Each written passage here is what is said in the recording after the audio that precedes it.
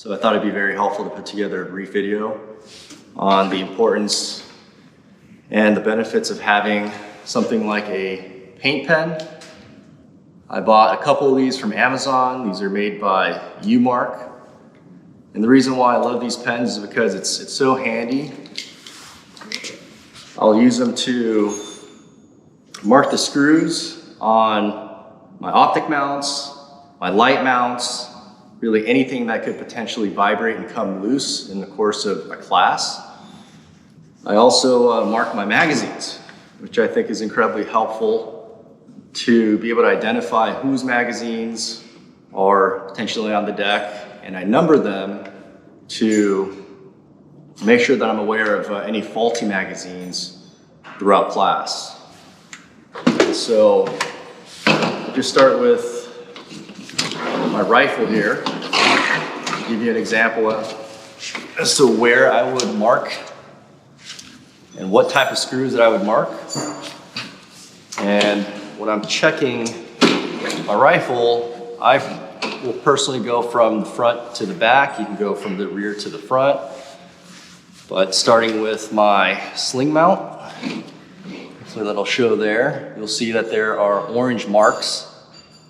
Put little slashes there on the mount itself and the screw to give you a visual indication as to whether these screws are coming undone. It's very common for sling mounts, your optic mounts, and light mounts to come loose over time. If you shoot quite a bit, that will inevitably happen. I've had screws on my handguard start to come undone. So I've got those marked there. So those are some of the common screws that I'll mark to ensure that my accessories stay in place.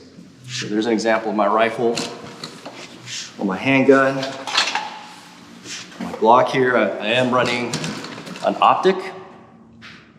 And on more than a few occasions, I've had these screws on my optic come loose, even with Loctite.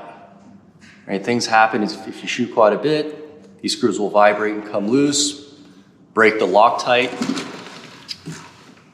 that you're using. So it's always a very good practice. Grab yourself a paint pen, mark those screws to ensure that as they come loose, you can visually see that they're coming undone so you can take the opportunity to screw back on. Because once you lose them, it's very unlikely that you're going to find those screws if you're out in an environment where you're in tall grass or in mud. Things get lost, and to try and find screws when you're out of class, it's a real pain in the butt. And a lot of times, if it's a unique screw, folks won't have a backup or spare. So do yourself a favor, grab a paint pen, take the opportunity before class to mark your screws.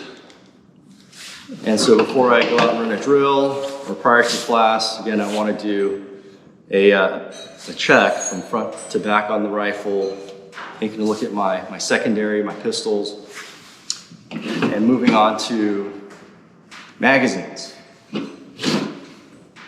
For magazines, I will put a unique number on each and every magazine. This one might be a little hard to see.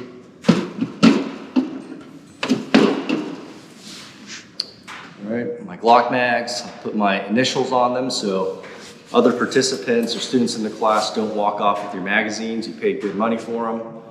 And it's actually pretty common that people walk off with unmarked magazines because nobody claims it. So make sure you're marking your magazines. And the reason why I number each and every mag a separate number is to be able to identify a faulty magazine. With magazines, typically if you're continuing to get double feeds, it is more than likely a magazine issue.